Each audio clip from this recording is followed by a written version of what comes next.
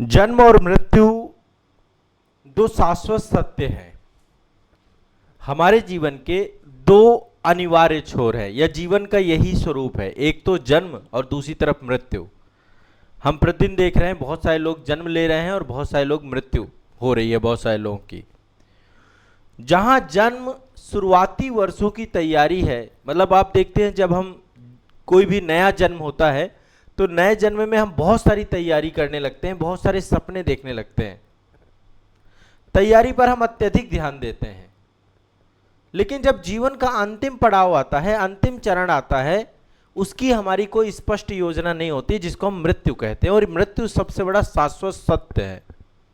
भगवान बुद्ध ने जब जीवन में 4 घटनाएं देखी तो उसके बाद उन्होंने गृह त्याग कर दिया और बौद्ध धर्म की नींव पड़ी।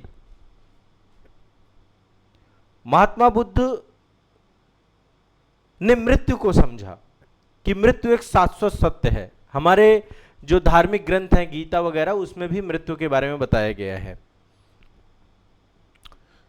अब आप समझिए कि मृत्यु के बारे में हम कभी कोई योजना क्यों नहीं बनाते। उसके पीछे का कारण है अनिश्चितता।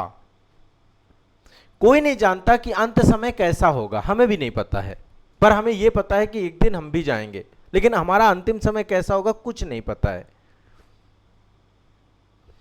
क्या वो जो वक्त होगा, जो अंतिम समय होगा, व्यक्ति अपनी इच्छा व्यक्त करने की स्थिति में होगा या नहीं होगा? क्या कोई अचानक दुर्घटना हो जाएगी? क्या कोई असाध्य बीमारी का शिकार हो जाएगा? ये सब किसी के नियंत्रण में नहीं होता है। ये सब चीजें स्वतः चलती रहती हैं। तो ऐसी स्थिति में अभी हाल फिलहाल में एक टर्म्स बहुत सामने निकल के आया जिसका नाम है लिविंग बिल। आप देख पा रहे होंगे। मैं चाह रहा हूं इस बात पर डिस्कशन हो, और ये टर्म्स इसलिए जरूरी है क्योंकि बहुत ही ऐतिहासिक निर्णय सुप्रीम कोर्ट ने दिया था अभी, और ये निर्णय भारत में पहली बार दिया गया 11 मार्च 2026 को। गाजियाबाद में रहने वाले 32 वर्षीय हरीश राणा को पैसिव यूथनेसिया दिया गया। पैसिव यूथनेसिया मतलब निष्क्रिय इच्छा मृत्यु की बात की गई। और भारत के कानूनी इतिहास में एक ऐसी घटना हुई, अब हरीश राणा इस दुनिया में नहीं है, लेकिन लिविंग बिल के बारे में लगातार चर्चा चल रही है। क्या है लिविंग बिल और क्यों जरूरी है लिविंग बिल? इस विषय पर आज मैं आप सभी से बातचीत करना चाहता हूं, क्योंकि देखो यह मुद्दा हो सकता है एग्जाम में पूछा जाए, प्रीलिम्स में, मेंस में। इसका एक इम्पैक्ट है और इसका एक महत्ता है। तो मैं चाहता हूं कि आप सभी लोग एक बार इस सेशन में इस विषय वस्तु के बारे में विस्तार से समझें। यदि आप हरीश राणा और यूथनेशिया वाले मुद्दे को डिटेल में समझना चाहते हैं तो इसमें मैंने अलग से एक वीडियो बना दिया है, आज़ाद आईएएस एकेडमी के यूट्यूब चैनल पर पब्लिश है। आप एक बार वहां पे सर्च करके उस मुद्दे को भी समझ सकते हैं। ठीक है। अब एक चीज समझिए, थोड़ा सा जैसे हमारे जितने भी आपके दस्तावेज हैं, है ना, अब लिविंग बिल को लेकर के मैं थोड़ा सा यहां पे आप सभी से बातचीत करना चाहता हूं। जब जीवन का अंतिम पड़ाव हमारा आता है, हम अपने जीवन में किस डायरेक्शन में जाएंगे, ऐसी स्थिति में पहले से की गई लिविंग बिल जैसी तैयारी ही, जैसे मान लीजिए कभी ऐसा हो जाए कि जीवन का अंतिम समय हमारा असाध्य रोग से, जैसे अभी यूथनेसिया लिया गया, किसके द्वारा? हरीश राणा के माता पिता के द्वारा। ठीक है। ऐसे बहुत सारे लोग हैं जिनके जीवन में बहुत सारे कष्ट हैं। कोई कोमा में है, किसी का एक्सीडेंट हुआ है, किसी के जीवन में बहुत सारी घटनाएं हैं। तो लिविंग बिल एक ऐसी तैयारी है जिससे कष्टदायक अंत को समाप्त किया जा सकता है। कष्टदायक अंत को कैसे समाप्त किया जा सकता है? एक शांत गरिमापूर्ण मृत्यु, ये आपको जो है लिविंग बिल के माध्यम से मिलता है। अब लिविंग बिल क्या है? लिविंग बिल एक वैधानिक दस्तावेज है, एक लीगल डॉक्यूमेंट है, जिसमें व्यक्ति अपनी चिकित्सा संबंधी प्राथमिकताओं को पहले दर्ज कर देते हैं, विशेषकर उन परिस्थितियों के लिए जो लाइलाज रोग हैं या जो अपरिवर्तन रोग हैं, जो असाध्य रोग हैं। अल्टीमेट लिविंग बिल में आप जो है एक कंसेंट देते हैं, एक सहमति देते हैं। इस डॉक्यूमेंट में आप सहमति देते हैं, आप बताते हैं कि यदि आपके जीवन में ऐसी कोई स्थिति आती है तो आपका क्या निर्णय होगा, आप क्या सहमति दे रहे हैं। तो अल्टीमेट ये जो लिविंग विल है इसका पर्पस क्या है, इसका पर्पस है परिवार को, डॉक्टरों को निर्णय लेने में जो उन्हें दबाव है वो कम करना पड़े। समझ लीजिए, यह दस्तावेज ना हो तो कभी कभी ऐसे उपचार दिए जाते हैं जिन्हें मरीज स्वयं स्वीकार नहीं करता है और उससे कष्ट बढ़ जाता है। तो लिविंग विल यदि किसी ने साइन कर रखा है, लिविंग विल यदि किसी ने कंसल्ट कर रखा है, तो जीवन में यदि कभी अंतिम चरण बहुत ही कष्टदायक हो तो यह बहुत जरूरी होता है। अब ये दस्तावेज कब बनाया जाता है? मुख्य रूप से यह उन स्थितियों के लिए बनाया जाता है जब व्यक्ति किसी असाध्य अपरिवर्तनीय बीमारी से ग्रस्त हो जाए। सामान्य बीमारियों के उपचार पे इसका कोई प्रभाव नहीं पड़ता है। सामान्य बीमारी जैसे मान लीजिए कोई सामान्य बीमारी है तब तो कोई दिक्कत नहीं है, ये इसका कोई जो है यूज नहीं है। लेकिन यदि कोई असाध्य बीमारी है, डॉक्टर ने इस चीज को रिकमेंड कर दिया कि एक असाध्य बीमारी है, इससे डॉक्टरों की टीम प्रॉपर होती है जो इस चीज को स्पष्ट करती है। तो ऐसी स्थिति पे मान लीजिए, जिसलिए मैं कुछ एग्जाम्पल देता हूं। मान लीजिए कोई व्यक्ति है, वो किसी नदी में स्नान कर रहा है, ठीक है, या किसी भी कारण से व्यक्ति के डूबने के कारण से उसके मस्तिष्क में ऑक्सीजन की कमी हो जाए और व्यक्ति ऐसी अवस्था में पहुंच जाए कि वह कोमा जैसी स्थिति में चला जाए।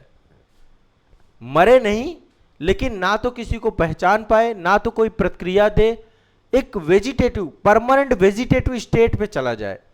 तो ऐसी स्थिति में, या फिर सर में कोई चोट लग जाए, कभी कोई स्ट्रोक आ जाए, गला घुट जाए, ऐसी कई सारी घटनाएं होती हैं जिससे हमारे जीवन में हम कोमा जैसी स्थितियों में चले जाते हैं और ऐसी स्थिति में सुधार की संभावना ना के बराबर होती है। बहुत लंबे समय तक व्यक्ति जो है वेंटिलेटर और चिकित्सा उपकरणों के सहारे रहता है। जैसे कैंसर जैसा असाध्य रोग हो गया आपका, कैंसर में कई बार ऐसी स्थिति होती है कि कोई उपचार नहीं बचता, उपचार का कोई लाभ ही नहीं मिलता है, व्यक्ति आईसीयू में पड़ा रहता है, लगातार बस दवाओं और मशीनों के सहारे, जीवन रक्षक मशीनों के सहारे जी रहा होता है। तो ऐसे में कहीं ना कहीं पे जो है, जैसे आपने एक टर्म्स और सुना होगा, वेजिटेटिव स्टेट। वेजिटेटिव स्टेट मतलब है चेतना की एक गंभीर बिगड़ी हुई स्थिति, जहां व्यक्ति जागृत प्रतीत तो होता है लेकिन जागृत होता नहीं है, वो जागरूक होता नहीं है, जागरूक प्रक्रिया का अभाव होता है, लगेगा कि ये व्यक्ति जो है जिंदा है, सारी चीजें हैं। तो ऐसी स्थिति में व्यक्ति पहुंच जाता है, कोमा जैसी स्थिति। आंखों में हरकत होगी, शरीर हल्का फुल्का हलचल करेगा, लेकिन उसके बावजूद भी जो है वो अपने जीवन में पूरी तरीके से निष्क्रिय ही है। मस्तिष्क भर कार्य करता है, मस्तिष्क के अलावा जीवन के अन्य जितने भी अंग हैं वो सब का कनेक्शन कम हो जाता है। ठीक है, तो लिविंग विल एक डॉक्यूमेंट है, जो डॉक्यूमेंट असाध्य रोगों से पहले एक साइन किया जाता है, कंसेंट दिया जाता है कि ऐसी स्थिति में क्या निर्णय वो व्यक्ति लेगा, वो अपने जीवन को लेकर क्या निर्णय लेगा।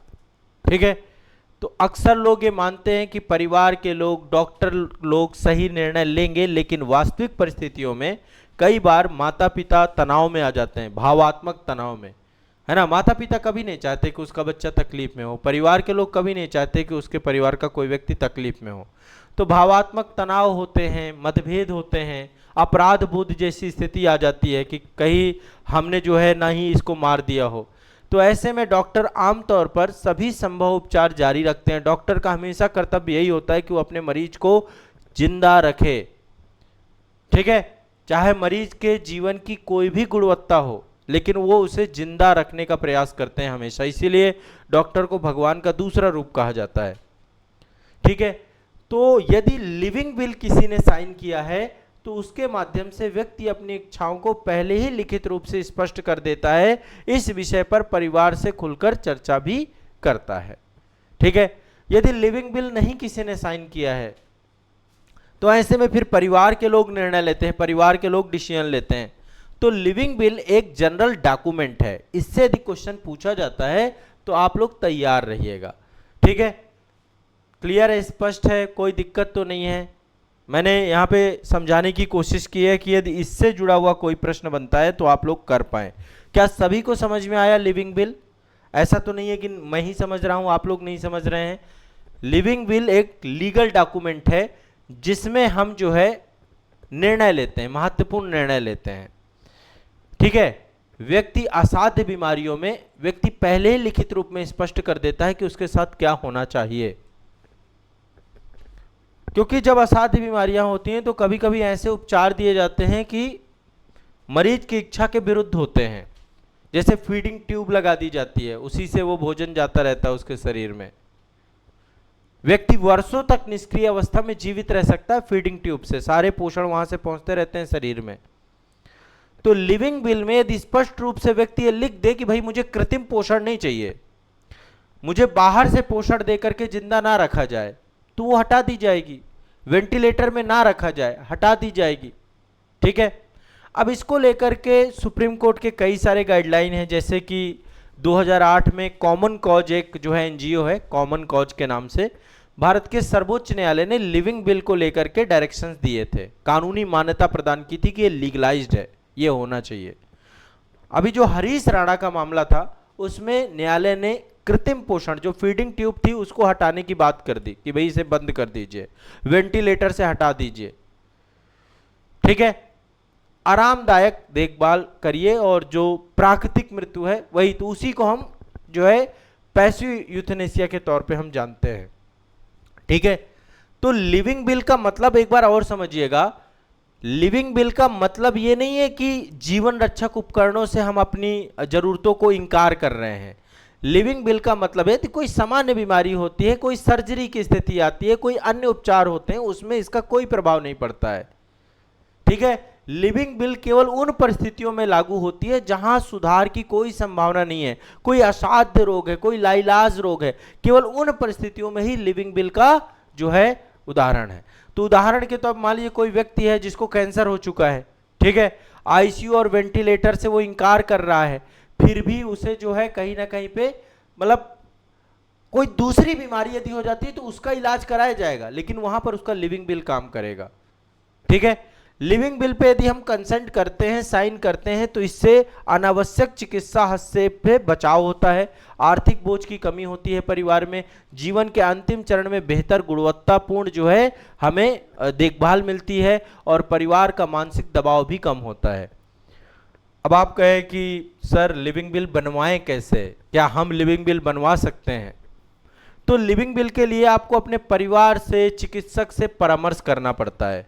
ठीक है, जो भी डॉक्टर है वो तो जब बीमारी होती है उस बीमारी के बाद ही वो आप काम कर सकते हैं। बकायदा आप अपनी इच्छाओं को स्पष्ट रूप से उसमें लिखते हैं। 2 गवाह चाहिए होते हैं, नोटरी होती है उसकी, या फिर राजपत्रित अधिकारी के हस्ताक्षर, जो रजिस्ट्रार वगैरह होता है उसके हस्ताक्षर भी होते हैं। मजिस्ट्रेट की अनुमति आवश्यक नहीं होती है इसमें। ठीक है, क्या हमें लिविंग विल बनवाना चाहिए? लिविंग विल आप समझिए, एक बात समझिए, दुर्घटना या अचानक होने वाली गंभीर घटनाएं किसी के साथ भी हो सकती हैं, इसलिए लिविंग विल हमें बनवाना चाहिए। समय के साथ इसमें संशोधन भी किया जा सकता है लिविंग विल के साथ। तो लिविंग विल एक ऐसा माध्यम है जो उस समय व्यक्ति की इच्छाओं को व्यक्त करता है जब वह स्वयं ऐसा करने में असमर्थ होता है। जब आप कोमा में पड़े कहां निर्णय ले सकते हैं, तो उस समय के निर्णय को आप पहले ही ले लेते हैं उस डॉक्यूमेंट के माध्यम से। केवल असाध्य और अपरिवर्तनीय स्थितियों में ही उसे लागू किया जाता है, सामान्य उपचार उससे प्रभावित नहीं होता है। जीवन की अनिश्चितताओं के बीच एक महत्वपूर्ण साधन के रूप में, एक महत्वपूर्ण टूल्स के रूप में व्यक्ति को सम्मानजनक और शांतिपूर्ण अंत सुनिश्चित करने में सहायक होता है लिविंग विल। अब आप समझ गए होंगे ये क्या है। एक डॉक्यूमेंट है जिसको आप पहले से ही बता देते हैं कि मेरे जीवन में यदि ऐसी कोई स्थिति आती है तो मुझे क्या करना चाहिए। अल्टीमेट सभी लोगों को क्लियर हुआ होगा लिविंग विल के बारे में, यहां पर मैं चर्चा कर रहा हूं। हरीश राणा केस के बारे में मैं डिटेल से पहले ही चर्चा कर चुका हूं, उसके लिए एक वीडियो है, आप उसको देख लीजिएगा। ठीक है, निश्चित रूप में ये समझ में आया होगा, नहीं आया तो कमेंट कर सकते हैं आप। ठीक है, चलिए।